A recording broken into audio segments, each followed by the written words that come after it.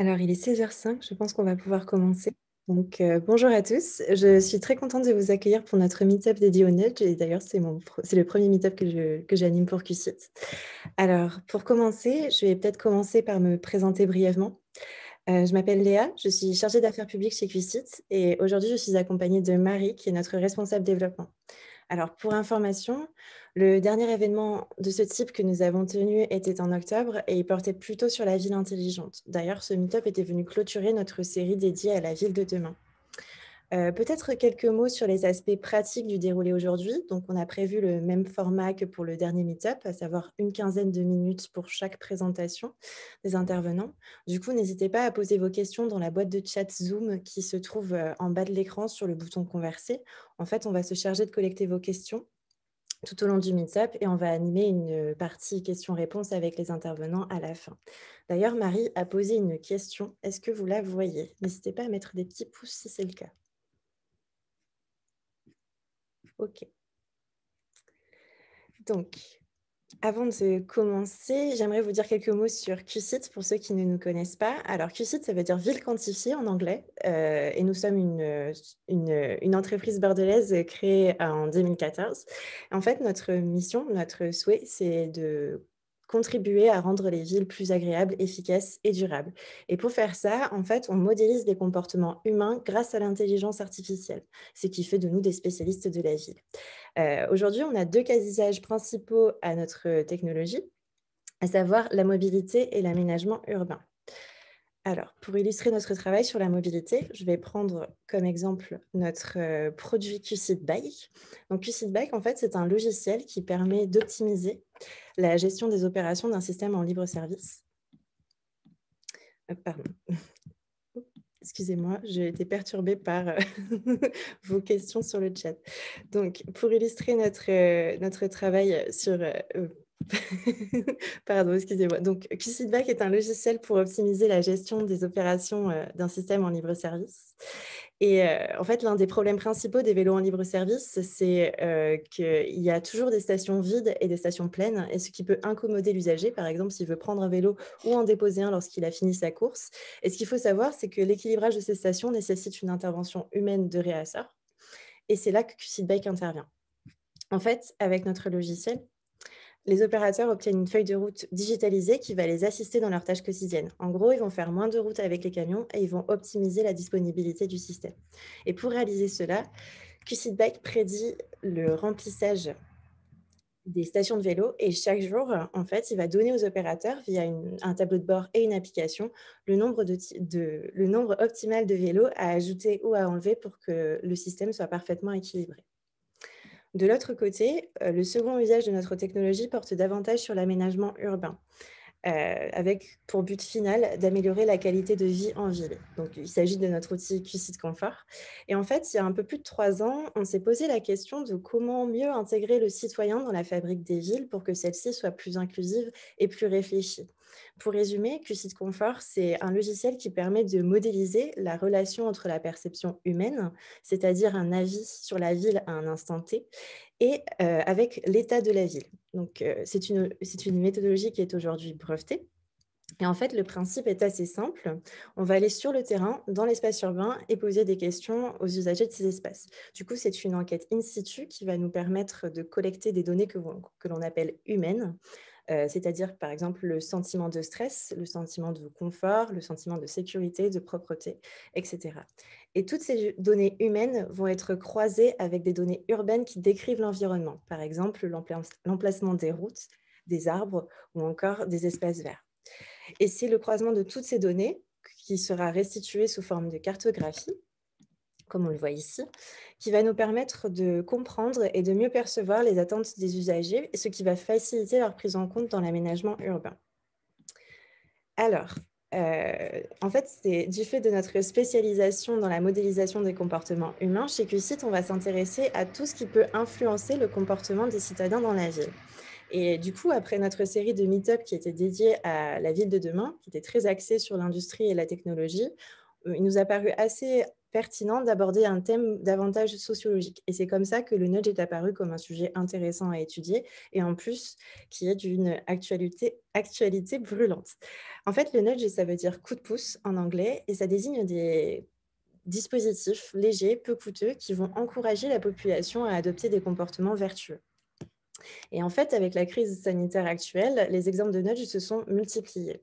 On peut penser notamment aux stickers disposés sur le sol pour faire respecter la distanciation physique dans les lieux ouverts au public, comme on peut le voir sur la photo. Et également, un exemple un peu moins évident, à l'application Tous Anti-Covid qui comporte cette petite inscription qui dit « Plus de 10 millions de personnes ont téléchargé et activé l'application ». Et en fait, c'est ici qu'il est le nudge, dans cette petite phrase qui va indiquer que la norme sociale est de télécharger l'application et donc va inciter implicitement le citoyen à faire de même.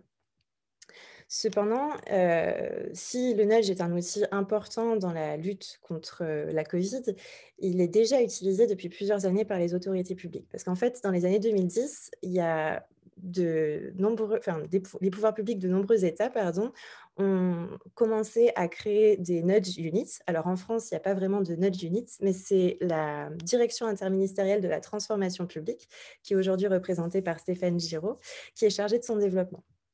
Ça fait donc une dizaine d'années que la méthodologie du nudge se développe en France et elle est allée même jusqu'à s'immiscer dans l'espace public. En effet, les acteurs de l'aménagement urbain, notamment et de la mobilité, ont commencé à s'intéresser à ces dispositifs. C'est le cas notamment dans la signalétique urbaine avec par exemple les passages piétons en 3D.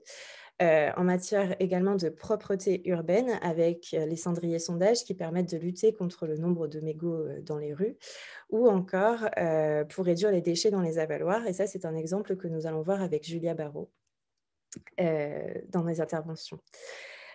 Donc, avec les présentations de nos intervenants, on va voir comment le nudge tend à devenir incontournable en milieu urbain et on va voir également par quels moyens les collectivités intéressées par ces dispositifs peuvent être accompagnées dans ce changement. Donc, j'ai le plaisir d'accueillir aujourd'hui nos 3 experts qui représentent des structures bien différentes, mais qui travaillent sur des thématiques assez similaires. Donc aujourd'hui, nous sommes en présence de Mélanie Gatz, qui est psychologue sociale et fondatrice de Psycholab. Alors pour ceux qui ne connaissent pas, Psycholab, c'est un cabinet d'études et de conseils spécialisé dans le design de produits et de services adaptés aux besoins psychologiques des personnes. Nous sommes également en présence de Stéphane Giraud, qui est directeur du programme de sciences comportementales à la Direction interministérielle de la transformation publique, que l'on peut nommer DITP. Et enfin, de Julia Barrault, qui est sociologue pour le LIRE, un centre d'innovation et d'expertise pour Suez, qui a pour but de proposer des solutions innovantes aux enjeux de territoire. Donc, je vais maintenant laisser la parole à Mélanie Gatz pour nous parler un peu plus en détail de la méthodologie du nudge et des exemples qu'elle a réalisés avec son cabinet d'études. Alors, hop.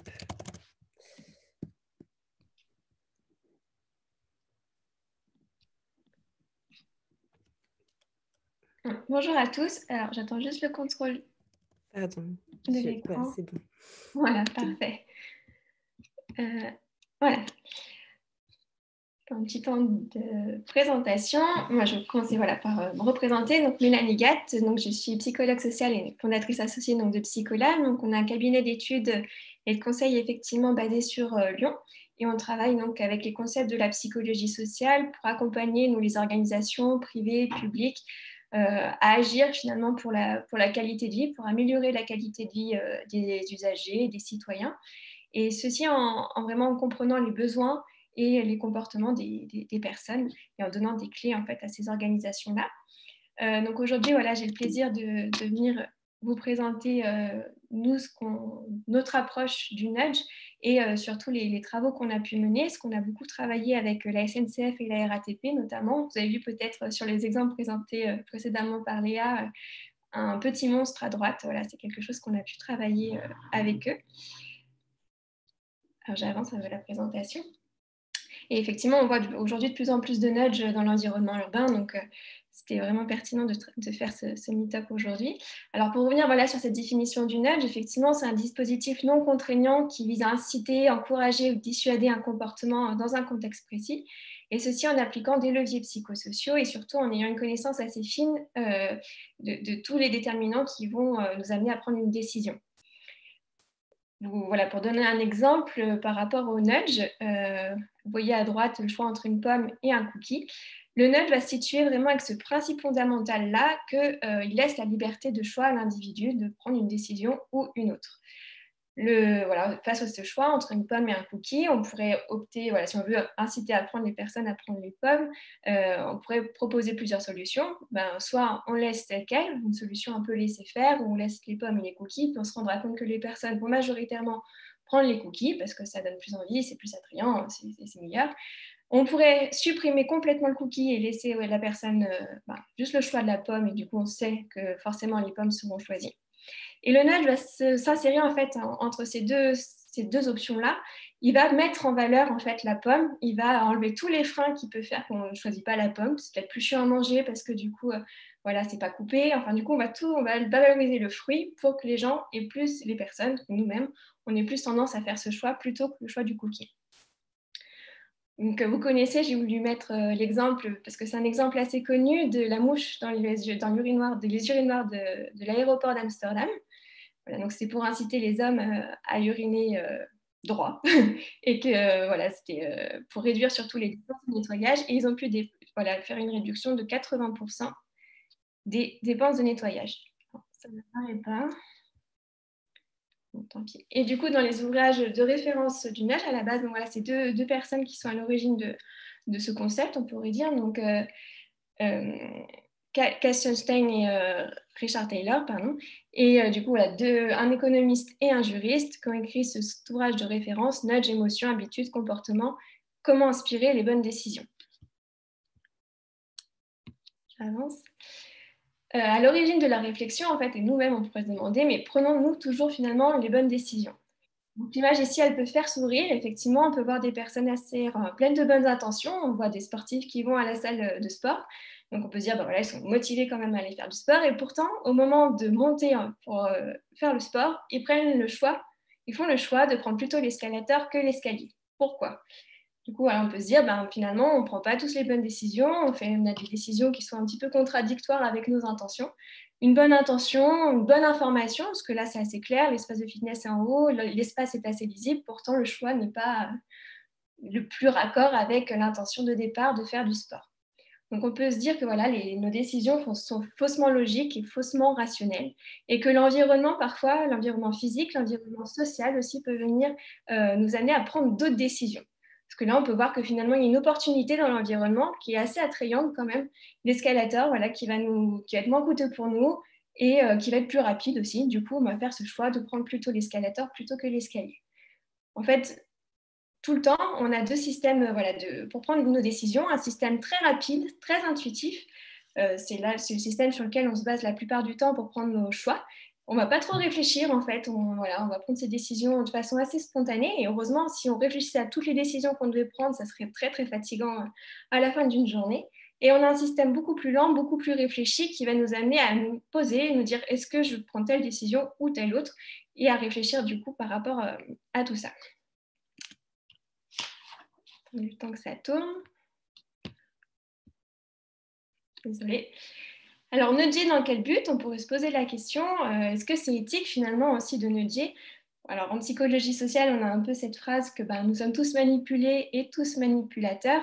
Donc voilà, le nudge aussi, est-ce qu'il ne viendrait pas rectifier quelque chose dans l'environnement, des choses qui sont déjà posées? On sait que le nudge est beaucoup utilisé aujourd'hui en management, il est beaucoup utilisé en marketing. Voilà, vous avez sûrement entendu les nudges olfactifs qui étaient mis en place dans les magasins pour nous inciter à acheter. Mais voilà, il faut se poser la question, pourquoi nudger et dans quel but? Moi, je vais vous présenter du coup, nous, l'approche, voilà, dans les réseaux dans lesquels on est, aussi l'approche du nudge que l'on peut avoir.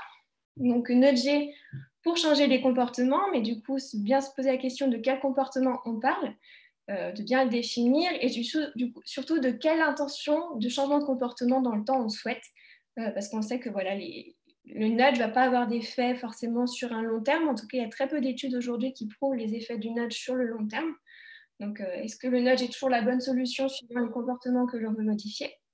Changer les modes de vie aussi. Donc, on est à un niveau un peu plus systémique, je dirais. Les modes de vie, c'est vraiment plus un assemblage de nos comportements, on peut dire. Et on peut se demander si le nudge-là est suffisant ou pas. Est-ce que c'est une méthodologie suffisante pour changer les modes de vie? Et là, nous, on dira plutôt que ben non, en fait, il faut plutôt travailler sur différentes typologies d'intervention et que le nudge, en fait, va être juste une petite brique à un moment donné qui va pouvoir faire un petit déclic, mais qu'il y a plein d'autres choses dans l'environnement qui vont faire que la personne va changer ses modes de vie. Et enfin, aussi, nudger pour contribuer à l'amélioration de la qualité de vie. Donc là, on passe à un strat un petit peu plus supérieur encore, mais qu'est-ce que ça signifie vraiment? Ça va être de répondre aussi à des besoins fondamentaux en termes de santé, sécurité, d'appartenance sociale, d'autonomie, de besoins de compétences aussi. Et on voit bien que le nudge, en fait, va juste être un petit élément dans tout ça qui va permettre en fait, de passer des étapes de changement, mais en soi, ce n'est pas suffisant pour travailler sur tous ces niveaux-là. Alors, attendez que ça change encore. Désolée. Alors, comment faire un nudge? Donc, je vais vous décrire trois étapes, on va dire, essentielles. La première étape, c'est de vraiment décrypter le périmètre d'action, comme je disais tout à l'heure, de définir le comportement sur lequel on veut agir et la situation de choix surtout. Donc, face à un comportement, une décision, on a plusieurs options qui vont s'offrir à nous et c'est de bien décortiquer justement quelles sont ces options qui sont présentes dans le choix.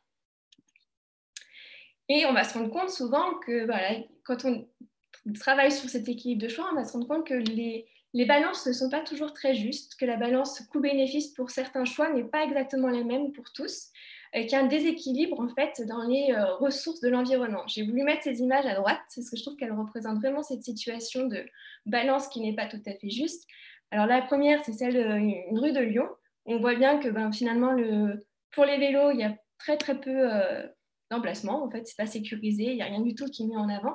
Alors que par contre, à Copenhague, là, au Danemark, on voit bien que la place du vélo est beaucoup plus centrale et que du coup, même dans l'environnement urbain, il y a vraiment un espace qui a été posé, qui a été dédié, qui est mis en valeur, même mis en science, pour que les gens empruntent le vélo et que les voitures finalement soient un moyen de transport secondaire.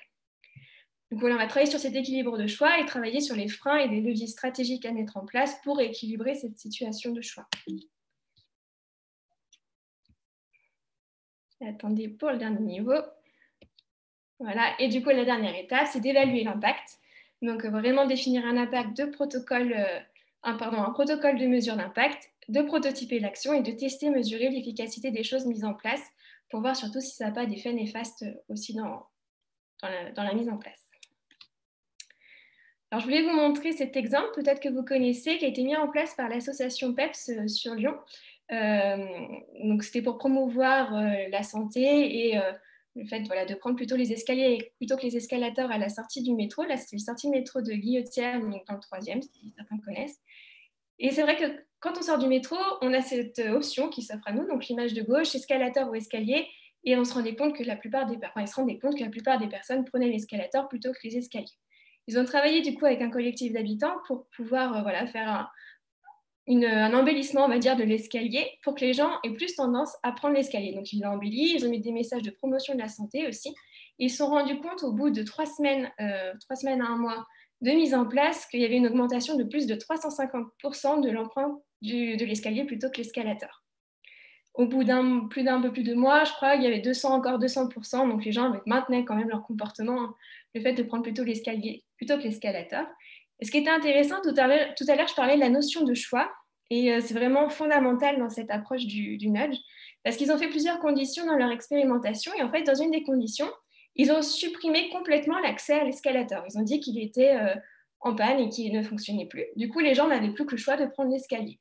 Et du coup, dans leur intention comportementale, donc dans leur envie finalement de reprendre l'escalier plus tard, on sentait moins d'envie quand l'option escalator avait disparu.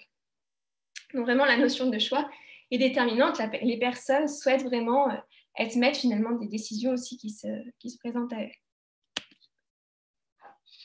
Donc là, je voulais faire un parallèle aussi avec l'urbanisme tactique, parce que donc, voilà, le nudge, on pourrait dire finalement que c'est un concept, et l'urbanisme tactique va être une technique, une matérialisation de ces nudges, et avec un peu les mêmes choses en sous-jacent, d'expérimenter des solutions rapidement et d'apprendre des données recueillies, mises en place.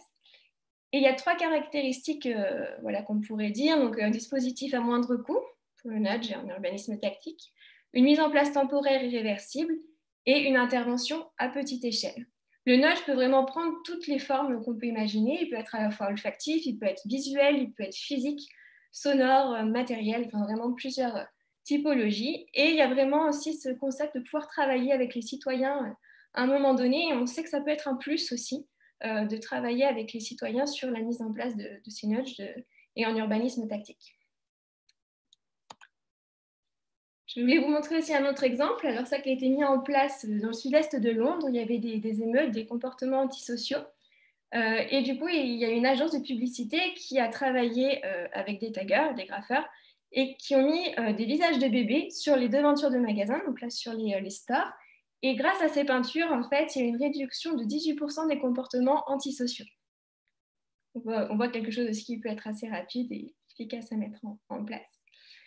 Là, je voulais vous présenter donc aussi un des nudges qu'on a mis en place à Saint-Denis, donc dans une gare parisienne, avec la SNCF, du coup la Nudge Unit Transilien.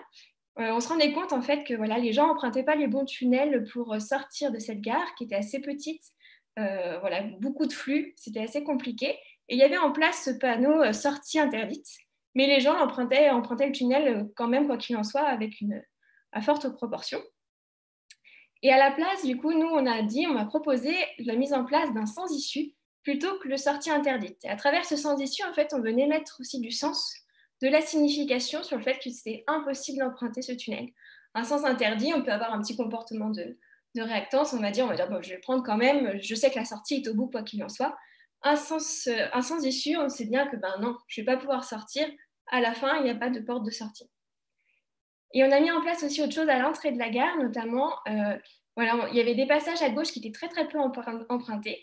Et on a mis des fils d'Ariane au sol pour conduire les personnes en fait, vers les différentes entrées possibles de la gare et les meilleurs choix à faire suivant leurs conditions.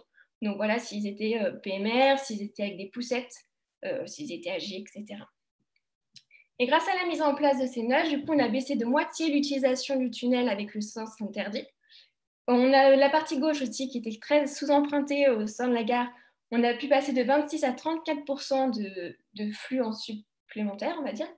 Et surtout, les espaces étaient beaucoup mieux connus au sein de la gare. On est passé de 62% à 94% d'une meilleure représentation de la gare.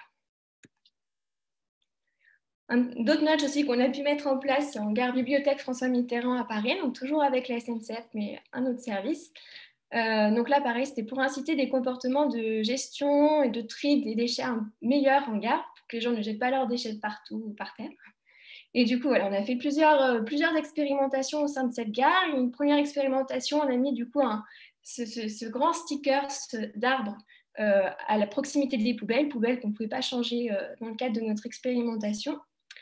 Et une deuxième expérimentation où là, on a mis en place une vidéo qui représentait une personne in situ au sein de la gare, vraiment, qui faisait le comportement de tri comme il faut, vraiment en termes de modèle social à suivre.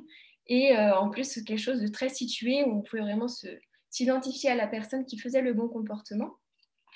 On a mis en place ces dispositifs pendant 2 à 3 semaines et on a eu des résultats assez parlants parce que voilà, on a eu je ne vais pas pour chacun en détail, mais jusqu'à plus 3,6 litres de déchets dans les poubelles de tri voilà, qui étaient mieux triées, du coup, et jusqu'à plus 20 points de la qualité du tri, ce qui était assez impressionnant aussi.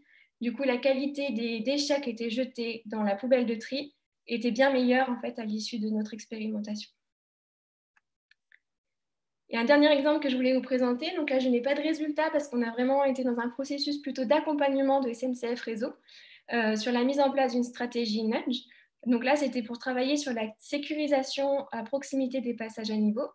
Voilà, peut-être que c'est un passage à niveau que vous connaissez qui est à Deuil-Montmagny.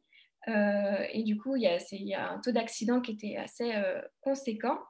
Et on a travaillé avec eux vraiment pour comprendre pourquoi les automobilistes ne respectaient pas l'arrêt avant le passage à niveau et pourquoi il y avait autant de dangers à proximité de ce passage à niveau-là. Donc, on a étudié les comportements, on a fait vraiment des entretiens poussés avec des automobilistes et avec des piétons. Et on a pu accompagner du coup SNCF Réseau sur la mise en place d'une stratégie qui visait vraiment à accompagner le conducteur finalement au-delà de ce passage à niveau, mais plus en amont aussi d'avoir quelque chose de progressif qui va l'alerter jusqu'au passage à niveau pour qu'il fasse le bon comportement d'arrêt, si nécessaire, en fait, avant le passage à niveau. Voilà. Et puis après, du coup, c'est une autre agence qui a pris en main la mise en place du nudge et je ne sais même pas s'il y a eu d'évaluation. Voilà. Voilà pour ce que je voulais vous présenter aujourd'hui. Merci beaucoup, Mélanie. C'était très intéressant. Du coup, on va passer à l'intervention de Stéphane Giraud qui va nous en dire un peu plus sur l'équipe de sciences comportementales au sein de la DITP. Donc, je passe le contrôle de l'écran à Stéphane. Je suis prêt à bondir.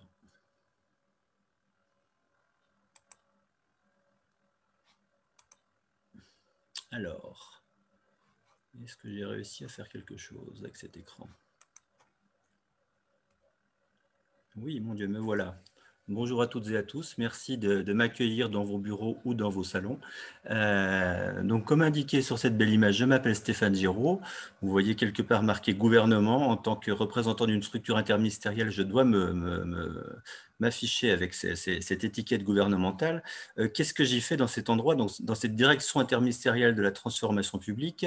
J'y dirige une équipe sciences comportementales. Et ce que je vais faire avec vous, c'est de vous inviter à aller un petit... Alors, ce n'est pas forcément évident en vue de l'intitulé de la réunion, mais je vais vous inviter à aller un petit peu au-delà du nudge en s'intéressant de manière générale à tout ce qu'il y a en dessous de cette partie émergée de l'iceberg qui est le nudge, à savoir tout ce qu'il y a en dessous. Les sciences comportementales, une terminologie qui en français n'est pas forcément des plus claires. Les anglo-saxons ont une terminologie plus aidante, ils parlent de behavioral insights, de données, d'éclairages comportementaux. Derrière nous, on met cette notion de sciences comportementales, d'approche comportementale qui regroupe des champs plus ou moins délimités, les sciences cognitives, la psychologie sociale, la psychologie évolutionniste, l'économie comportementale, qui est que de l'avis même du prix Nobel d'économie tout à l'heure, un relookage pour les décideurs publics de la notion de psychologie sociale, sont des champs qui en gros ont comme point commun de s'intéresser à une chose, à savoir les prises de décision des individus. Et c'est pour ça qu'on a été amenés, nous, à s'y intéresser, parce que quand on fait des politiques publiques, là je parle au niveau de l'État, on fait ça avec nos savoir-faire juridiques, avec des savoir-faire comptables et financiers. Par contre, ce qu'on ne fait pas forcément, c'est d'intégrer une composante essentielle, à savoir la dimension humaine, la manière dont les gens prennent des décisions. Et ces prises de décision, elles sont en fonction de beaucoup de phénomènes, des phénomènes psychologiques en particulier, qui méritent attention si on veut faire des politiques publiques qui sont adaptées aux gens. Le nudge n'étant, on va dire, qu'un versant de ce travail, ce qui consiste en fait à essayer d'inciter à tel ou tel comportement, et que nous, ce qu'on essaie de faire de manière générale, c'est d'essayer de les comprendre, ces comportements, non pas forcément pour inciter à telle ou telle chose, mais pour essayer de faire des politiques publiques qui soient adaptées. Alors, ce faisant, on a rejoint une tendance internationale, on n'a rien inventé, ça a été déjà dit, il y a des prix Nobel d'économie qui sont passés par là, il y a surtout eu des grands jalons institutionnels, à savoir d'abord l'intégration de Sunstein, un des pères du nudge, à l'administration Obama, et puis surtout le plus bel objet de politique publique, la plus belle structure dans ce domaine-là, c'est ce qui a été créé au Royaume-Uni, la Behavioral Insights Team, qui aujourd'hui occupe quelques 200 personnes de par le monde. Au niveau international, vous avez plein d'endroits où les administrations se sont emparées de ces choses, mais ça reste globalement assez exploratoire. On est plutôt sur des petites structures telles que la mienne, qui touchent un petit peu à toutes les politiques publiques. Il y en a d'autres où c'est plus développé, surtout dans les milieux dans les cultures anglo-saxonnes.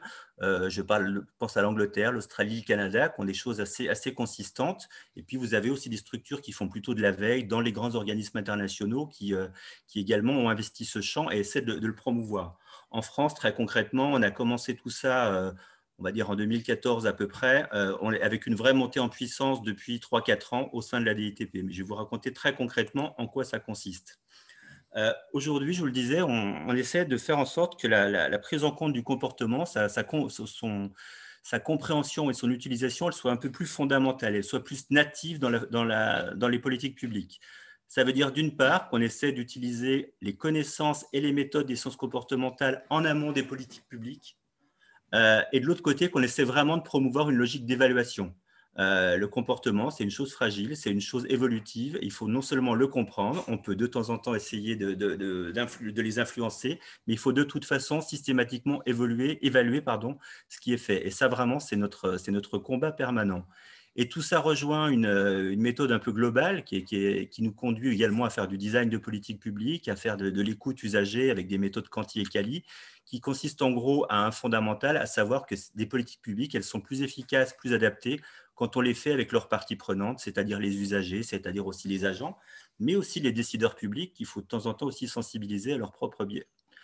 Et tout ça, on le fait dans 3 directions. D'une part, on travaille à peu près avec tous les ministères, tous les opérateurs sociaux sur des gros objets de politique publique. Je vais vous en raconter un petit peu en détail.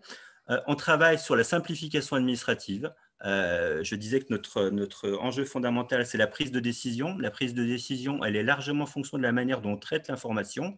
Et quand vous faites des politiques publiques, l'information, ça passe par des formulaires, par des courriers, par des mails, par plein de choses sur lesquelles on essaie de sensibiliser les administrations à faire évoluer leurs pratiques. Et puis, notre dernière activité consiste tout simplement à diffuser un peu toutes ces connaissances parce qu'il y a un énorme écart entre nos moyens et la demande qui nous arrive. Donc, on produit beaucoup de contenus, de webinaires et d'outils divers et variés. Très concrètement, je ne vais pas vous embêter avec ma tambouille interne, mais voilà à quoi ça ressemble, mon équipe sciences comportementales. C'est une équipe avec des chercheuses en neurosciences. Je suis l'exception à la bande, je suis moi plutôt un fonctionnaire triste et habituel. Je ne vais pas tout vous détailler, mais dans le lot, ce qui est important, c'est qu'au départ, on a lancé un appel à projet auprès des administrations. Et on a suscité comme ça 35 vocations d'administration qui se sont dites que leur sujet mériterait d'être appréhendé sous l'angle comportemental. On n'a pas pu tout prendre, évidemment, mais on essaie avec elles de faire, vous voyez, cette petite roue à droite qui ressemble à quelque chose qui a été décrit précédemment par Mélanie, à savoir un travail d'abord de compréhension des enjeux comportementaux qui passe par des revues de littérature scientifique, qui passe aussi par des études de terrain qu'on fait de manière qualitative, quantitative, ethnographique ou autre. Derrière, il y a vraiment un travail de conception de solutions. C'est là où potentiellement il peut y avoir des nudges, mais fondamentalement, ça peut être autre chose. Typiquement, à ce moment-là, ce qu'on peut se dire, c'est juste que la loi, telle qu'elle a été conçue, est mal faite et qu'il ne s'agit pas de mettre un nudge derrière pour essayer de mettre un correctif, mais qu'il faut réviser les choses un peu plus fondamentalement. Et puis derrière, il y a un vrai travail d'évaluation qu'on fait avec des standards scientifiques, tant que possible avec ce qu'on appelle des essais randomisés contrôlés. On essaie vraiment de déterminer des causalités entre des stimuli et puis des comportements. On le fait à grande échelle. Je vais vous raconter ça très, très concrètement. Voilà, pour la partie accompagnement de politique publique, on touche vraiment à tous les domaines. On travaille avec tous les ministères, ou presque. On travaille avec les opérateurs sociaux aussi. Vous avez là un petit paysage qui donne un petit peu à voir le détail de nos interventions. Je ne sais pas si vous voyez tout, je ne vais pas tout vous raconter. Mais un point d'attention pour ceux qui, dans cette assistance, seraient intéressés par le sujet pour des problématiques plus locales, évidemment que tout ça peut se décliner au niveau urbain, au niveau local. On a travaillé par le passé avec des villes, avec la ville de Paris, avec la ville de Villeurbanne, avec d'autres collectivités. Tout ça peut et doit se faire aussi au niveau local. Et c'est même souvent pour nous, c'était souvent pour nous quelque chose de très fructueux parce que le local avait davantage prise sur le terrain et notamment en termes d'évaluation. C'est pas que je veux pas travailler avec le local, c'est juste que c'est pas aujourd'hui en fait l'ADN d'une administration centrale d'État. Voilà, c'est juste ça. Donc on travaille dans tous les domaines. Je vous le dis, il y a de l'économie, il y a du social, il y a du sanitaire, de l'éducation, de l'environnement. On a aussi travaillé sur des sujets de sécurité. Il y en a beaucoup d'autres. Là, je vous ai juste mis quelques exemples de travaux en cours. Et je vais vous donner à voir très concrètement un exemple de nos activités. Voilà un travail qu'on a fait avec l'ACOS. L'ACOS, c'est l'organisme qui chapeaute aujourd'hui les URSSAF, qui est confronté à à la fois un petit passif, un petit historique avec ses cotisants, et qui aujourd'hui était confronté à une problématique, enfin récemment, plus aujourd'hui, mais récemment une problématique très simple, à savoir que comme beaucoup d'autres administrations, elle est un petit peu invitée à faire en sorte que ces usagers aillent faire des démarches en ligne. Et elle avait notamment un problème singulier avec les auto-entrepreneurs qui, alors que c'était une obligation légale, n'étaient pas forcément très convertis à la pratique du paiement des cotisations en ligne. Donc, ils sont venus nous voir en nous disant, comme beaucoup d'autres administrations, on fait des choses géniales et puis nos usagers, ils ont un petit peu du mal à passer à l'acte. Nous, ce qu'on fait dans ces cas-là, c'est qu'on essaie déjà on balaye, je vous ai dit, on essaie de comprendre le sujet, ça veut dire comprendre les enjeux techniques, mais ça veut dire comprendre vraiment ce qu'il y a derrière ce postulat comportemental.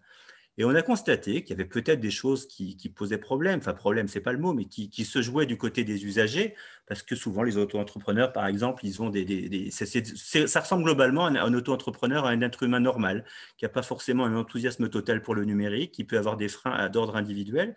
Mais on a aussi constaté qu'il y avait des difficultés structurelles et techniques, c'est-à-dire que le site globalement n'était pas forcément si bien fait, qu'il y avait plein de frictions, qui avaient trait non pas à la manière dont les gens fonctionnaient, mais plutôt à l'offre de service. Donc, on a d'abord invité nos partenaires de la COS à repenser un petit peu leur offre de service. On les a aidés à faire ça. Et puis, de l'autre côté, on a essayé d'inciter un peu plus leurs cotisants à aller vers le paiement en ligne. On l'a fait avec des choses très simples. C'est-à-dire que quand l'État fonctionne, il tend à considérer que nul n'est censé ignorer la loi. Sauf que de fait, c'est un peu plus compliqué que ça et que de temps en temps, il vaut mieux quand même aller expliquer un petit peu aux gens en quoi consiste la loi. Donc ça, on l'a fait. On l'a fait avec un courrier assez pédagogique et assez simple qu'on a complété par des variantes qui essayaient différents leviers pour un petit peu pour rendre l'exercice du paiement en ligne un petit peu plus évident. Ces leviers, ils ont été de 3 ordres. Le premier, il est assez classique en matière de nudge, à savoir les normes sociales. On a essayé d'expliquer que déjà, il y avait une bonne partie des usagers qui étaient convertis au numérique et qui en étaient satisfaits. Le deuxième, qui a été le plus performant, c'était justement quelque chose qui était davantage de la pédagogie sur la loi, sur les obligations, quelque chose d'assez normatif, mais qui, dans ce cas-là, a très, très bien marché. Et la troisième option, elle a plutôt consisté à promouvoir une forme de planification, à aider tout bêtement les gens à s'organiser, notamment pour éviter un engorgement du site. Donc, avec des choses très, très simples. Alors, ce n'est pas évident, là, vous ne devez pas forcément voir le courrier, mais on avait notamment mis une espèce de faux post-it qui permettait aux gens un petit peu de les sensibiliser à la manière de préparer leur démarche. Et tout ça, globalement, a permis… on a fait un test à grande échelle. Quand je vous dis qu'on teste, c'est vrai. Là, on a fait un test sur 15 000 auto-entrepreneurs, à la fois en Lorraine et en Île-de-France.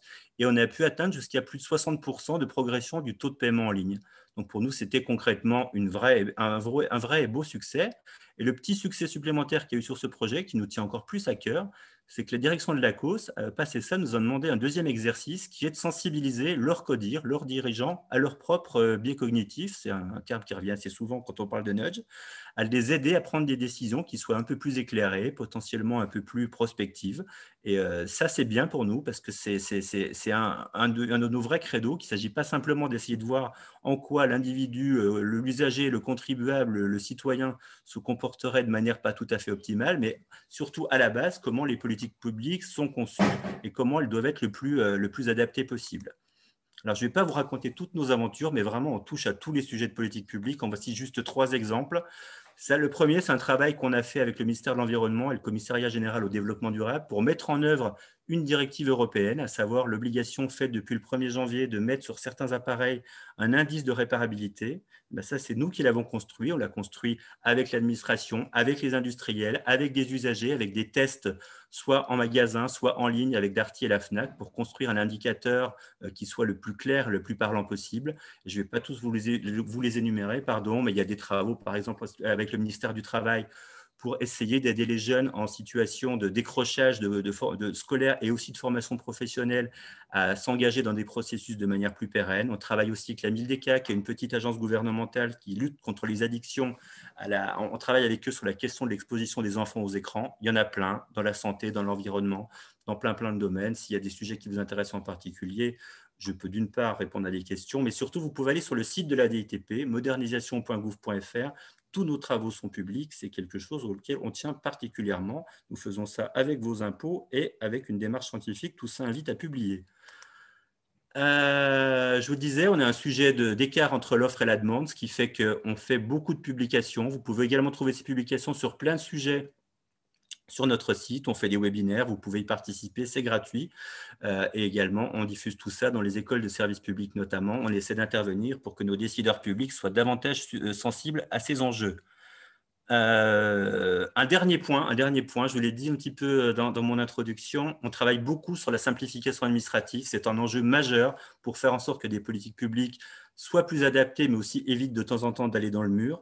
On fait un vrai travail sur la simplification du langage, sur la simplification des documents pour les rendre plus clairs, pour les rendre plus accessibles et donc au final plus efficaces. On fait ça à la fois avec des travaux pratiques, on refait des documents, des sites internet avec des administrations. on leur propose aussi des outils qui leur permettent de s'autonomiser sur ces sujets. Et on a un immense ça, juste, je vous en dis un mot. On a une plateforme. Si vous allez sur la plateforme Service Public Plus, qui est une plateforme dédiée à la transparence sur les services publics, vous avez une petite rubrique dedans qui vous invite à dénoncer les formulaires administratifs que vous trouvez immondes. Vous pouvez aller dessus, ça finit chez moi, et on essaie de les retravailler derrière avec les administrations concernées. Ça, c'est une vraie œuvre de salubrité publique à laquelle je tiens. Le dernier chantier dont je voulais parler, c'est un chantier sur les CERFA. Vous avez tous les 6 mois un grand raout de la modernisation publique qui se passe en France. Et dans le dernier, on a annoncé donc un travail dont mon équipe s'occupe qui consiste à faire en sorte de transformer d'abord 10 et ensuite 100 des principaux CERFA utilisés par les Français pour les rendre tout bêtement plus concrets et moins hostiles. Voilà, je vais arrêter parce que je crois que je suis long. Je peux évidemment compléter tout ça par plus de précision. Je voulais juste vous inviter à aller un petit peu au-delà du nudge qui a son utilité dans des circonstances particulières, proportionnées. Et je laisse la parole maintenant à ma camarade de Suez. À bientôt. Merci Stéphane pour cette présentation. Alors, on va maintenant écouter Julia Barrault, qui est sociologue pour le lire et qui va nous parler un petit peu de la méthodologie du nudge appliquée à la gestion de l'eau et des déchets. Donc, je vais essayer de passer le contrôle à Julia.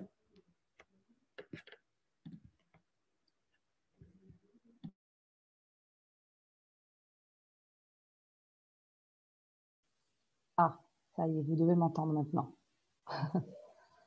Alors, est-ce que ça fonctionne?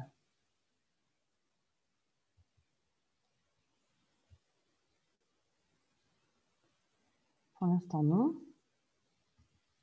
Mais voilà, Stéphane, il faut que ça tombe sur moi.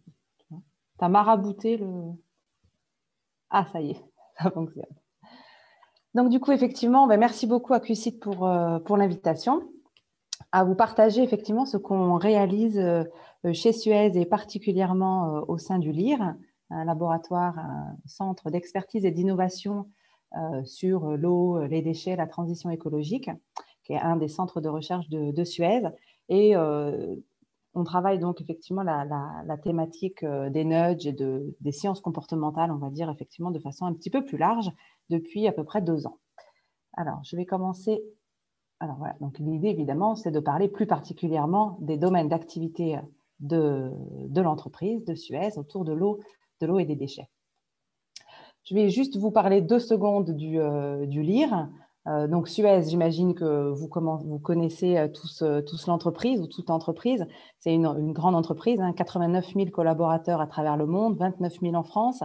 Le nombre d'usagers desservis en eau potable par l'entreprise se monte à plus de 10 millions. Le nombre de tonnes de déchets collectés à plus de 7 millions. Donc, c'est une grosse entreprise qui bénéficie de nombreux centres de recherche et développement. Le LIR en fait partie. Nous, on est basé à Bordeaux. On est une équipe d'une trentaine d'experts répartis dans une dizaine ou une douzaine de domaines scientifiques. Et donc, moi, je suis sociologue. Je suis accompagnée d'une petite équipe de sociologues, à la fois sociologues spécialisés sur les questions environnementales ou les questions urbaines. Et donc, on va traiter d'un certain nombre de questions qui sont tous du domaine, effectivement, de métier de l'entreprise, c'est-à-dire autour de l'eau, des déchets, mais vu sous l'angle de l'usager, de ses comportements, de ses habitudes, des freins aussi, qu'il a peut-être à évoluer et à changer de comportement dans une ambition de transition écologique.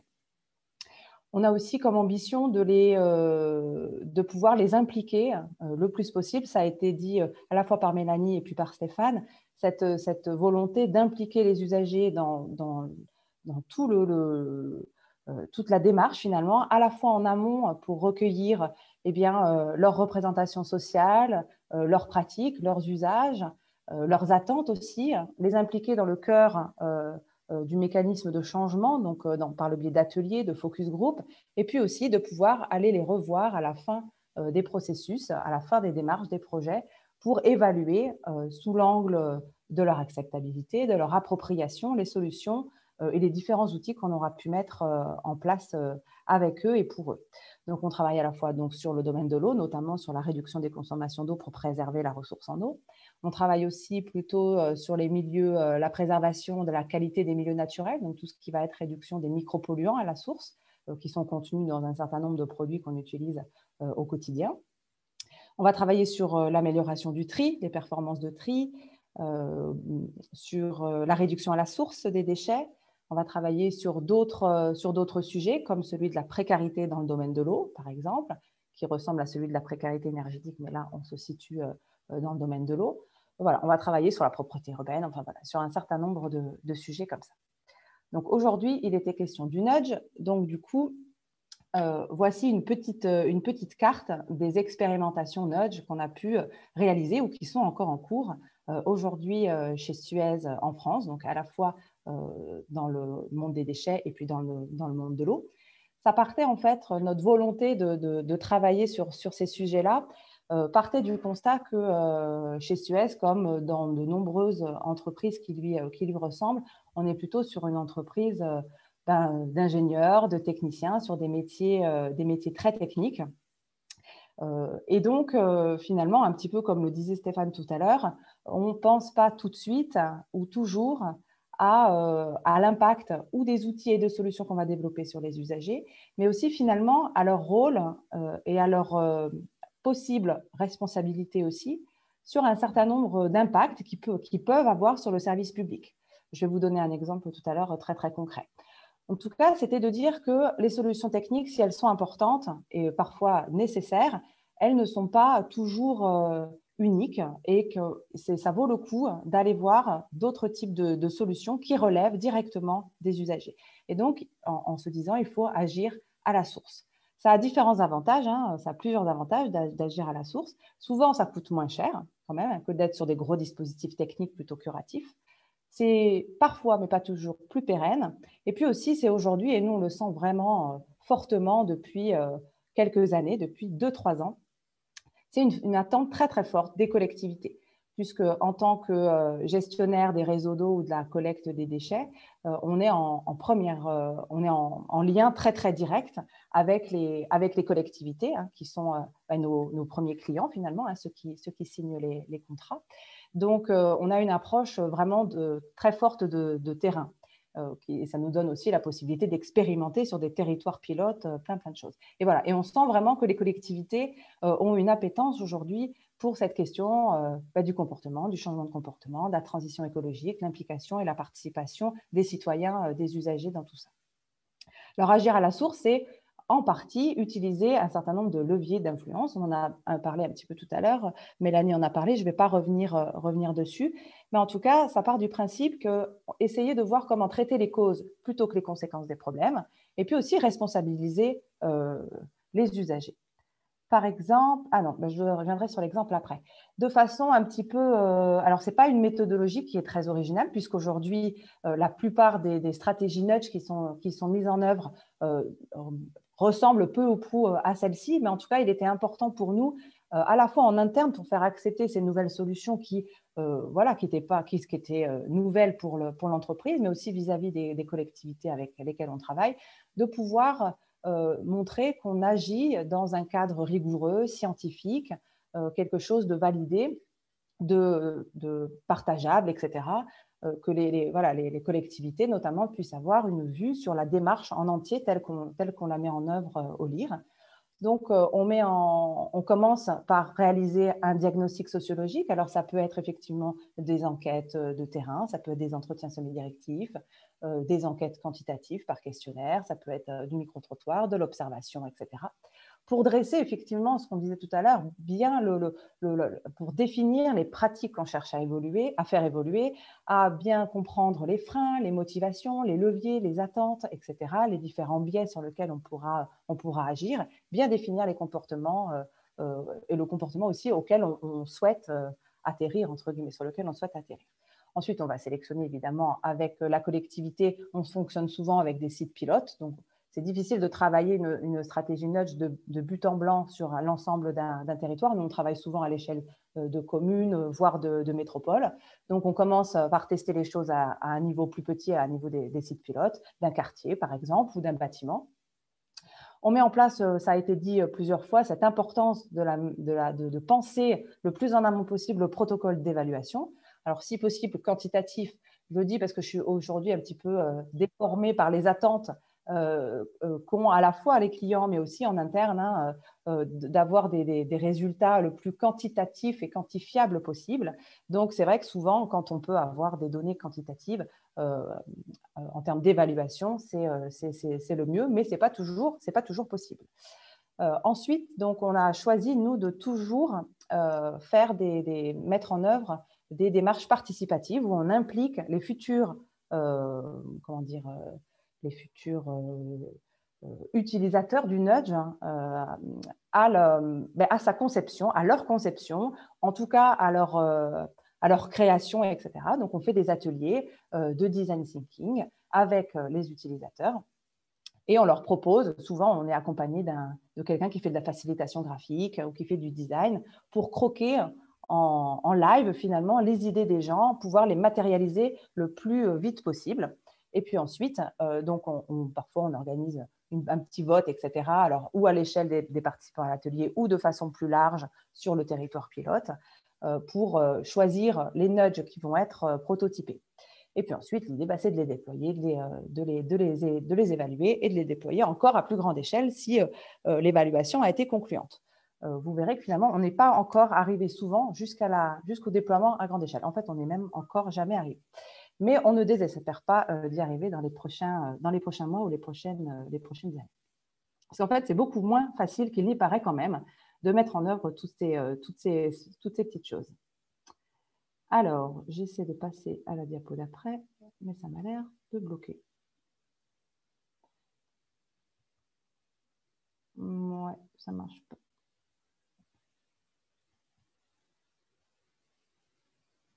Ah si, ça marche. Oups, là, et du coup, j'ai dû aller trop vite. Alors, je voulais vous montrer un petit peu comme les intervenants précédents, finalement, quelques références, quelques exemples de nudge qu'on a pu mettre en place ces 2 dernières années donc chez Suez. Alors, ça ne marche vraiment pas très bien. Ah, voilà.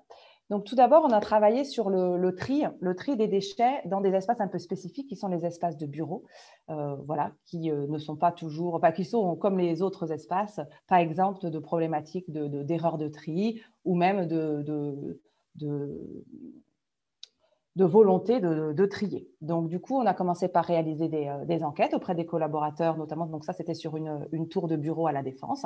Il y a 800 collaborateurs qui nous ont donné leur feedback par rapport au tri des déchets, à leur pratique actuelle, à ce qu'ils aimeraient aussi voir se faire pour changer. On a réalisé des ateliers avec une vingtaine de collaborateurs. Il y a 5 idées qui ont été développées et puis 3 nudges qui ont finalement été prototypés, qui prennent la forme au final d'une signalétique au sol qui permet, donc vous voyez, coloré, etc., avec les couleurs du tri des déchets en Île-de-France et qui permet d'indiquer où jeter les bons déchets et d'inciter de façon plus générale au tri.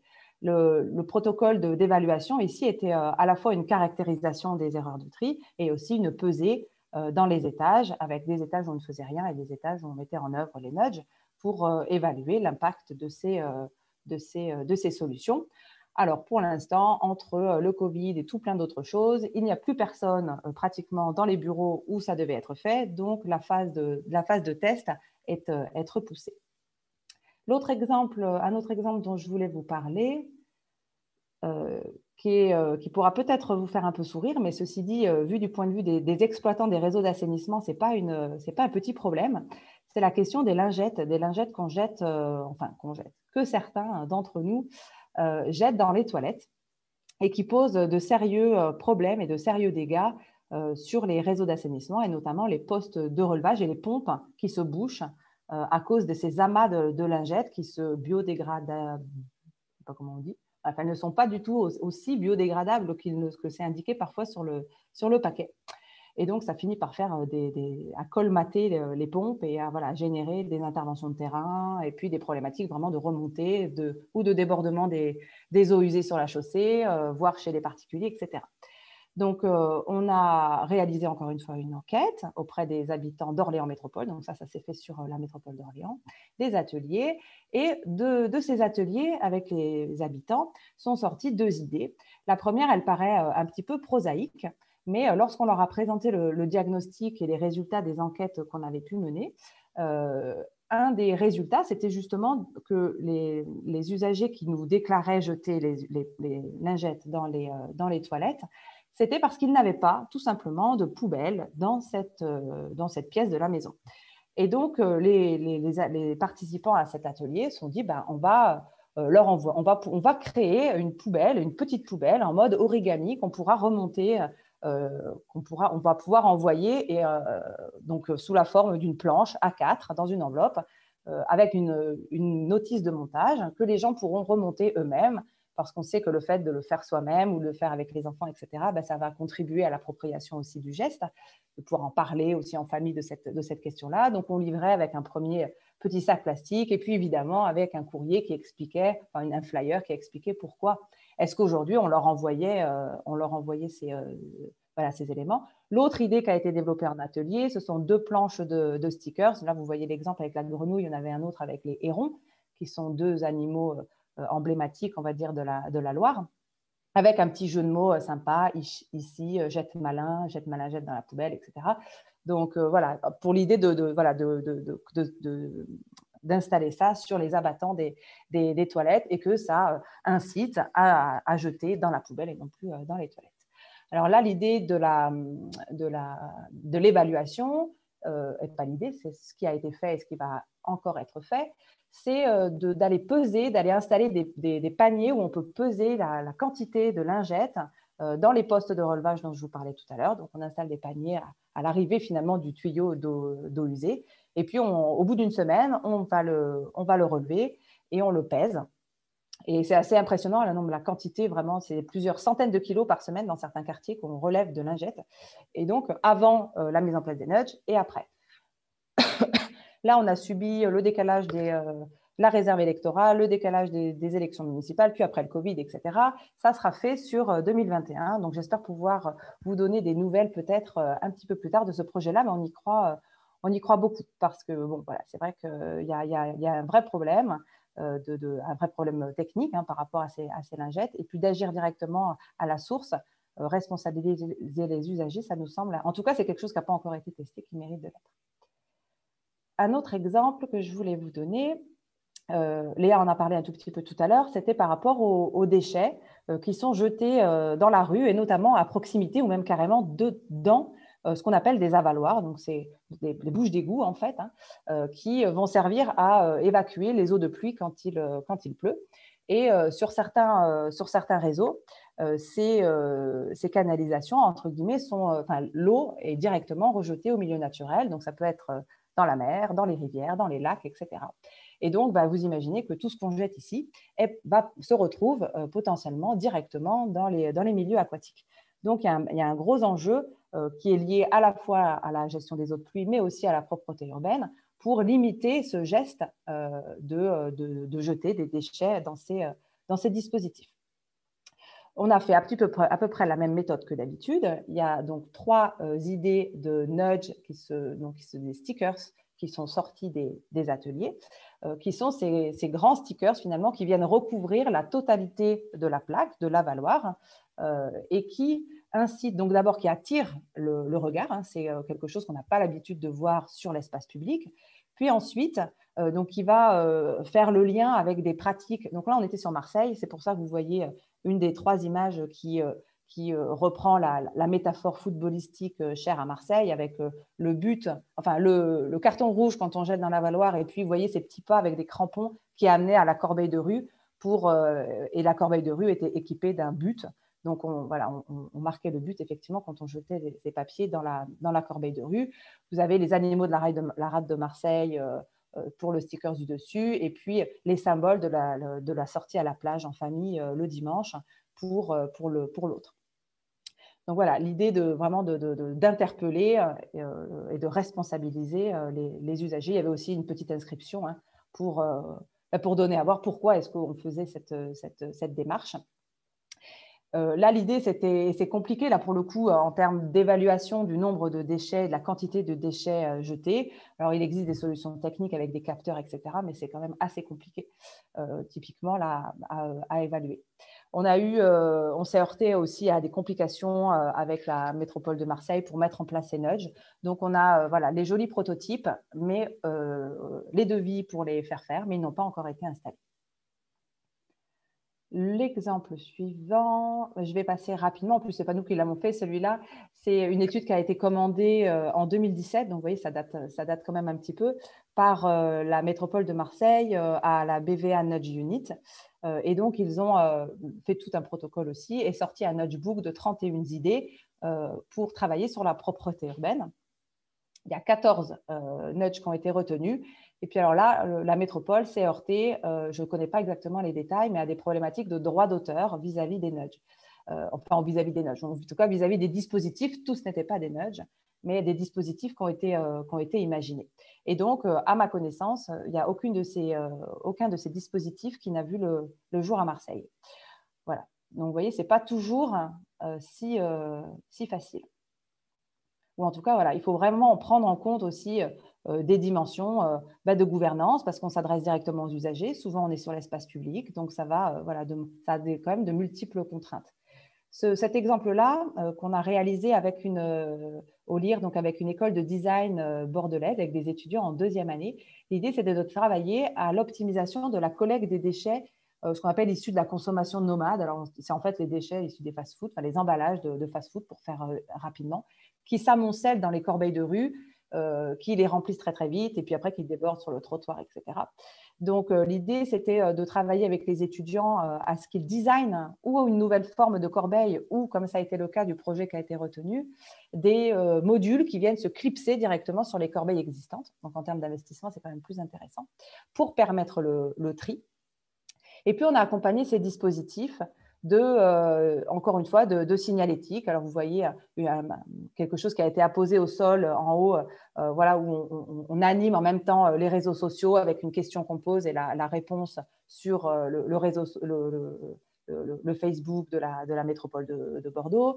Et puis, en bas, on ne voit pas très, très bien, j'aurais pu le mettre en plus gros. L'idée, c'était là de raccrocher finalement le geste de tri à son impact positif pour l'environnement et au fait que, oui, quand on trie ses canettes, éventuellement, ça peut donner des vélos. Quand on trie ses papiers, éventuellement, quand on valorise ce déchet-là, ça peut donner des journaux. Quand on valorise le plastique, on peut réaliser, je crois que c'était des ours en peluche là, sur notre comment dire, à plat. Sur la question de l'eau, on a aussi travaillé sur la réduction des consommations d'eau. Donc là, vous voyez deux exemples de stickers qui ont été imaginés. Le petit triptyque qui plonge finalement l'usager dans un c'est plutôt à destination des enfants ou des ados dans un univers de jeux vidéo qui, en fonction du temps passé sous la douche, on épuise plus ou moins la ressource et on se retrouve dans un univers plutôt apocalyptique, désertique, on va dire. Voilà, on a épuisé toutes les ressources en eau parce qu'on a passé trop de temps sous la douche. Donc oui, il y a un aspect quand même un petit peu anxiogène vis-à-vis de ce nudge, mais encore une fois, voilà, c'est des idées qui nous sont, c'est des idées qu'on a travaillées avec les usagers. Je crois que j'ai terminé. Je voulais juste partager avec vous finalement ce qu'on retire un petit peu de ces différents projets qu'on a menés sur les territoires. Alors oui, c'est indéniable, les nudges, c'est des solutions qui sont plutôt attrayantes à la fois chez nous, chez Suez, qui sont différentes aussi et qui intéressent beaucoup les collectivités. Ça a beaucoup de potentiel. Ce sont aussi, nous, on le voit vraiment comme un vivier d'innovation et notamment d'innovation participative, puisqu'on essaie d'impliquer au maximum les citoyens. Ça permet de renouveler aussi le dialogue avec les usagers sur de nouvelles bases, sous de nouvelles formes, et de lutter, par exemple, sur ce qu'on appelle l'écolassitude, pour aller à l'inverse de ce qu'on appelle aussi l'écologie punitive. Donc voilà, on est sur un dialogue renouvelé. Ce n'est pas pour nous déplaire, hein, évidemment. Ça met en valeur des expertises qui ne sont pas si courantes que ça dans nos entreprises, qui sont des expertises en sciences humaines et sociales. Et puis, comme je le disais au début, tout ce qui est autour du changement de comportement, de la réduction des incivilités, tout ça, c'est des problématiques sur lesquelles les collectivités nous demandent aussi de les accompagner et sont souvent en difficulté pour agir sur ces terrains. Ma dernière slide, si elle veut bien arriver, concerne les difficultés aussi qu'on rencontre à concrétiser, à aller jusqu'au bout du processus. Alors, tout d'abord, c'est vrai que ces démarches, on y reviendra peut-être un petit peu dans la discussion, mais elles sont souvent plus chères qu'elles n'y paraissent. Et surtout quand on veut faire les choses comme ça, quand on veut faire les choses de façon rigoureuse, scientifique, participative, c'est vrai que tout de suite, il va falloir un peu plus que 500 ou 1000 euros parce qu'il faut faire les choses sérieusement, il faut faire des enquêtes en amont, des protocoles d'évaluation, etc. Le chiffrage aussi est délicat parce que quand on implique les usagers dans la création, même si on peut borner leur créativité, entre guillemets, on ne sait pas au démarrage du projet ce qui va sortir des ateliers. Donc, c'est aussi une difficulté qu'on rencontre de nous dire combien est-ce que ça va coûter, ce que vous allez faire. Si on fait des ateliers avec les usagers, pour l'instant, on peut vous donner une fourchette, mais c'est difficile d'être vraiment très, très précis sur le chiffrage. Donc, il faut accepter aussi cette dimension participative et cette contrainte que ça implique. Je parlais du protocole d'évaluation, je n'y reviens pas, on en a déjà parlé. De cette confusion aussi qui s'installe rapidement entre ce qu'on appelle nudge et puis ce qui est de l'ordre d'action de communication ou de sensibilisation qui existe depuis longtemps, mais qui n'a pas tout à fait le même rôle ni la même fonction que le nudge, où on cherche vraiment à agir immédiatement sur un comportement et le faire changer sur le moment. Et enfin, Stéphane l'a très bien dit, donc je ne vais pas y revenir, le nudge n'est qu'une des solutions de l'accompagnement au changement, c'est évidemment pas la seule. On a tout ce qui est autour de la pédagogie, tout ce qui peut être du matériel, un matériel, une organisation adaptée qui peut être mise à disposition. Puis après, on a tout ce qui est réglementation, incitation financière, par exemple. Donc là, on est moins dans le domaine du nudge, mais ça peut être, selon les thématiques, tout aussi efficace. Et j'en resterai là, j'espère que je n'ai pas été trop long. Je vous remercie. Merci beaucoup, Julia. C'était très intéressant. On va pouvoir passer aux questions-réponses. Du coup, alors, avec une première question. Ah, je vais mettre la bonne slide, c'est mieux. Une première question assez longue pour Mélanie. Donc, dans les domaines de la mobilité ou de l'énergie, les pratiques de consommation ne changent pas aisément. Ce sont pourtant des leviers à mobiliser. La promotion de la multimodalité doit être accentuée, notamment vis-à-vis des automobilistes. Cela reste une opération délicate. Quel retour d'expérience avez-vous aujourd'hui sur l'effet des nudges dans ces domaines? Et avez-vous des exemples sur Lyon? Alors moi, pour le report modèle, je n'aurais pas vraiment d'exemples. Et comme disait Julia, je pense que voilà, il y a beaucoup d'autres typologies d'intervention et qu'en soi, plus on travaille un comportement qui est complexe, voilà, des modes de vie aussi à changer. Voilà, j'ai ma vidéo. Des modes de vie à changer. Et le nudge seul ne pourra pas suffire parce qu'on agit vraiment sur des choses ancrées, des habitudes très fortes. Et du coup, voilà, il y a beaucoup de choses à faire bouger, effectivement, et c'est assez complexe. Je n'aurais pas d'exemple en tête parce que nous, voilà, on n'a pas forcément travaillé dessus. Après, concernant les économies d'énergie dans le logement, voilà, on a pu mettre en place plusieurs choses aussi au sein de logements étudiants notamment ou chez les bailleurs. Et effectivement, pareil, ça va avoir un effet, mais sur le long terme, on peut voir voilà, le phénomène d'habituation aussi qui va faire que les comportements au bout d'un moment vont reprendre. On sent que le nudge sur le long terme voilà, ne va pas avoir une efficacité. Forcément, il faut le renouveler, il faut remettre en place d'autres choses pour le réactiver à certains moments pour que voilà, c'est l'effet escompté au final. Mais en soi, pareil, je dirais, et à Psycholab, en tout cas, on est d'avis que voilà, le nudge seul ne suffit pas. Effectivement, ça paraît un peu la solution miracle quand on y pense, mais en soi, voilà, c'est vraiment un moment précis que ça va pouvoir agir et il y a plein d'autres typologies d'interventions possibles pour changer les comportements et voilà, c'est plus pertinent de travailler parfois avec d'autres typologies. D'accord. Merci beaucoup, Mélanie. Alors, j'ai une autre question pour Julia. Avez-vous relevé des critiques des nudges portant sur l'infantilisation de cette démarche? Pour Julia, vous pouvez répondre tous les trois, je pense aussi. Ouais, moi, j'ai pas. Je sais que c'est une critique qu'on entend, dont fait part la littérature, par exemple. Ça peut être effectivement des choses qu'on peut lire. Mais par contre, moi, en direct, de la part d'usagers, par exemple, en atelier ou des choses comme ça, non, c'est jamais quelque chose qui m'est été remonté.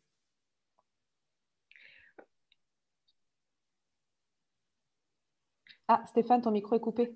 Oui. Non, ça fait clairement partie du débat auquel on participe d'ailleurs, hein.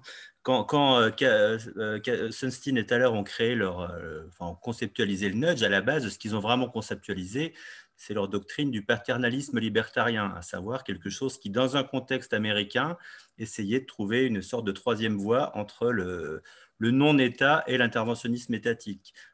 Donc, bien évidemment que ça revient à poser la question de la manière dont on influence les comportements et potentiellement le fait qu'on peut éventuellement avoir une posture paternaliste, donc un peu infantilisante vis-à-vis des gens.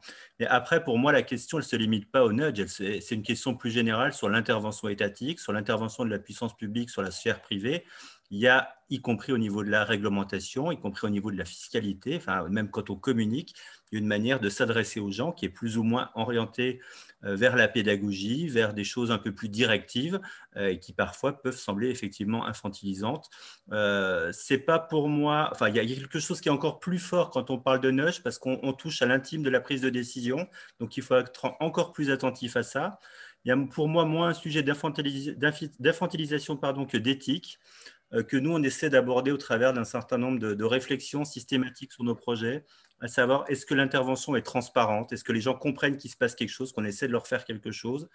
Deuxièmement, est-ce qu'on essaie de faire appel à quelque chose qui est plutôt du réflexe ou du réflexif? Et puis troisièmement, est-ce que l'intervention est proportionnée? Quand il y a des sujets de vie ou de mort, typiquement, j'aurai moins d'état d'âme être sur quelque chose qui sera directif.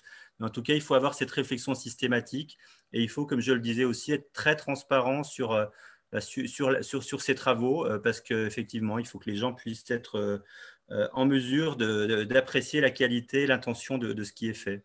Mais infantilisant en soi, je pense qu'on renvoie plus généralement à un débat sur l'action publique en général, l'action publique ou privée d'ailleurs.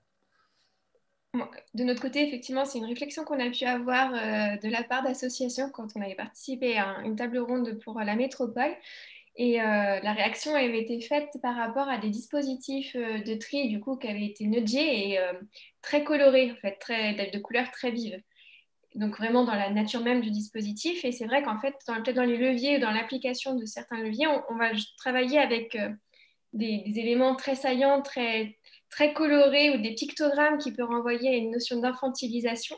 Mais en fait aussi, c'est des éléments cognitivement qui sont les plus intuitifs, les moins lourds à traiter. Et du coup, voilà, c'est pour ça aussi que des fois, il y a cet aspect enfant qui peut apparaître.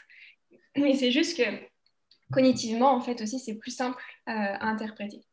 Et de même, vous avez un levier très connu, très efficace, qui est la gamification, la ludification, le fait de rendre les choses ludiques.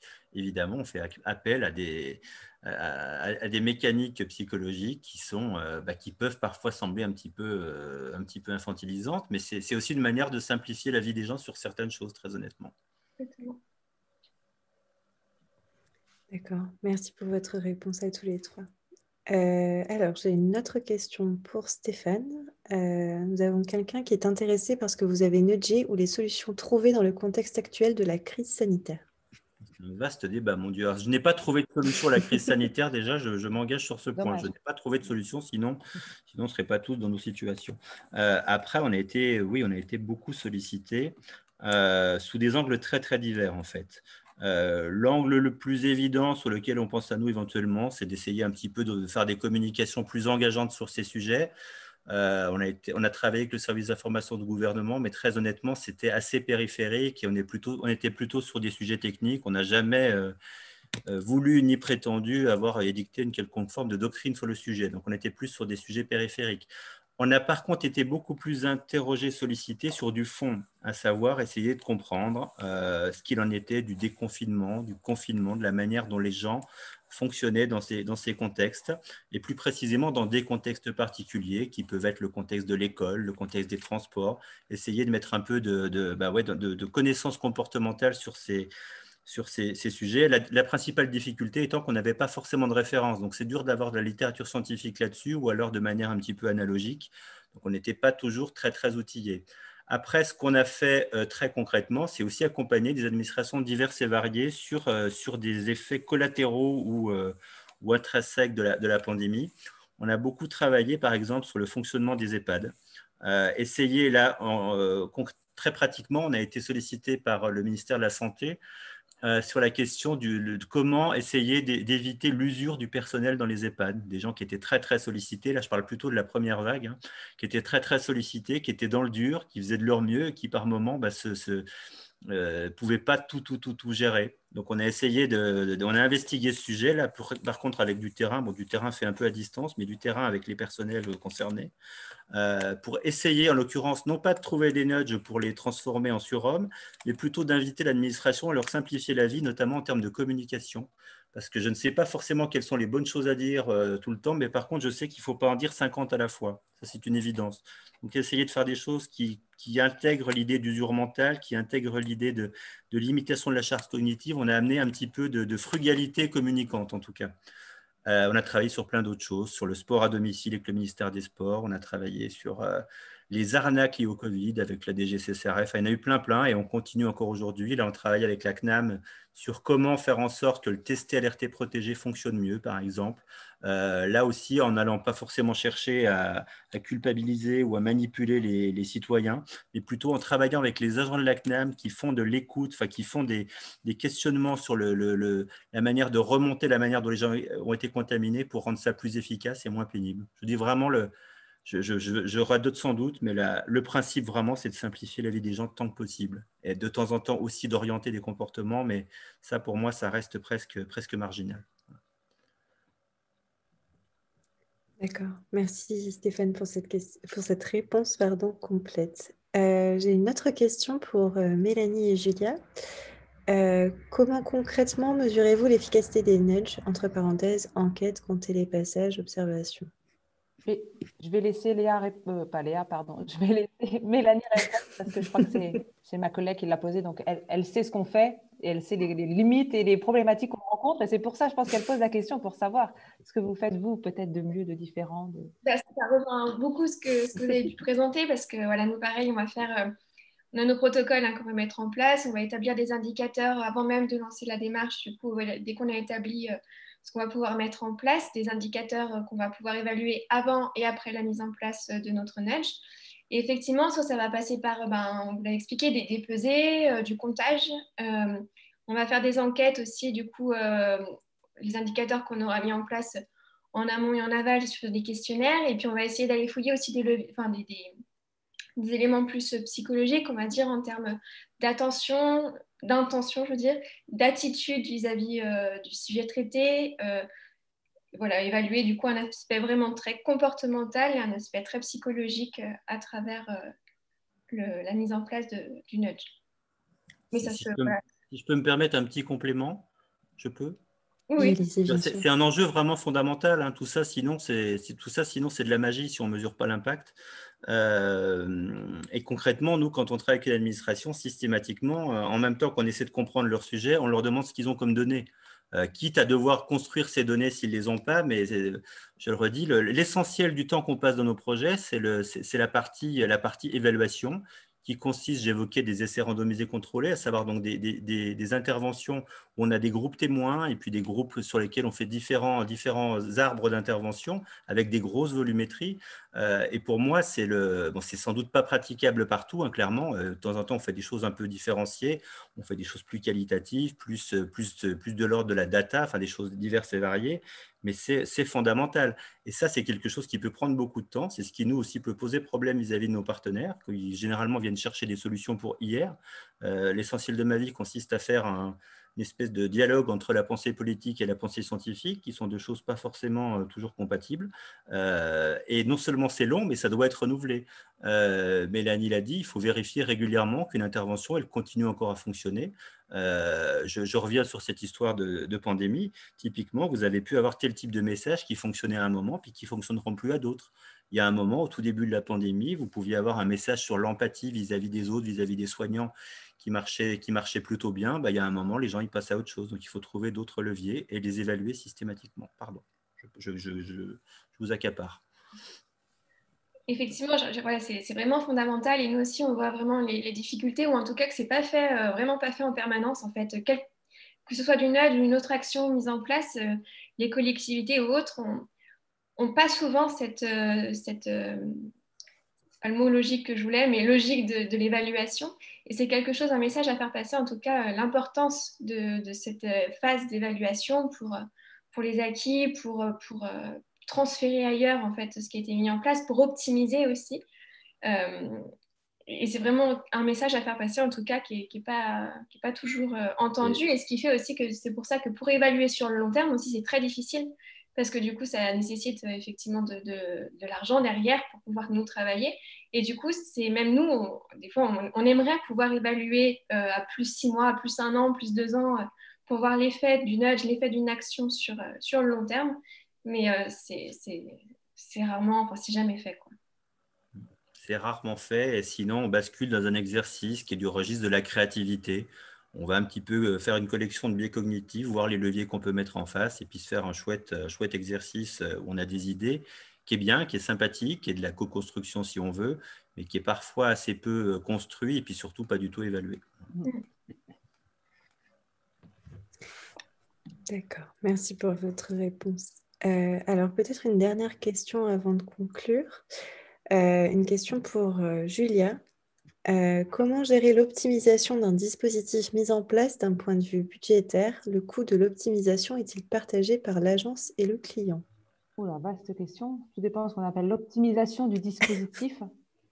Mais en fait, effectivement, tout à l'heure, j'ai parlé de ces problématiques de budget qu'on rencontre. J'imagine que Mélanie a aussi parfois elle vient d'en parler pour l'évaluation qui doit s'étendre dans le temps et pour lesquels il faut que les budgets aient été prévus au démarrage.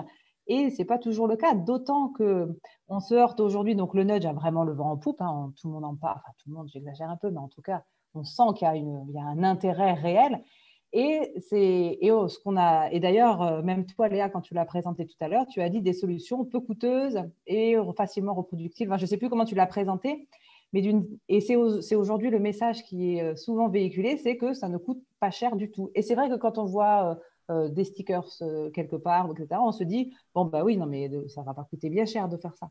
Sauf qu'on oublie l'entièreté de la démarche et le fait que pour arriver effectivement peut-être à cette petite chose, il a fallu s'y prendre en amont et vérifier en aval, et que finalement, c'est ça qui coûte le plus cher, et d'intégrer les usagers aussi, etc. Donc les démarches nudge ne sont pas si peu coûteuses que ça. Et encore, là, quand on est sur du stickers, mais quand on va aller sur du nudge digital, par exemple, d'intégrer ces petites phrases dont parlait Stéphane tout à l'heure sur une appli, sur un site internet, etc. Bon, ben, voilà, tout de suite, il faut aller. Bon, c'est peut-être pas ça qui coûte le plus cher, mais quand on est aussi sur du nudge numérique, par exemple, il existe typiquement sur la question de la consommation d'eau, il existe des pommeaux de douche hydroéconomes qui sont nudgés, si on veut. Là, ils changent de couleur, il y a des LED qui changent de couleur selon le temps qu'on passe sous la douche. Ben, ce fameux pommeau de douche, il coûte pratiquement 100 € pièce. Donc, si on veut en équiper tout un immeuble et mesurer l'efficacité et l'adoption, l'appropriation, puis il y a une appli qui va avec, etc., ben voilà, tout de suite, on va être sur des budgets qui sont pas du tout négligeables. Et puis, il y a un petit frein au départ en se disant que de toute façon, ces solutions, elles sont censées être pas chères, donc on veut du pas cher. Mais ce n'est pas toujours si facile, quoi.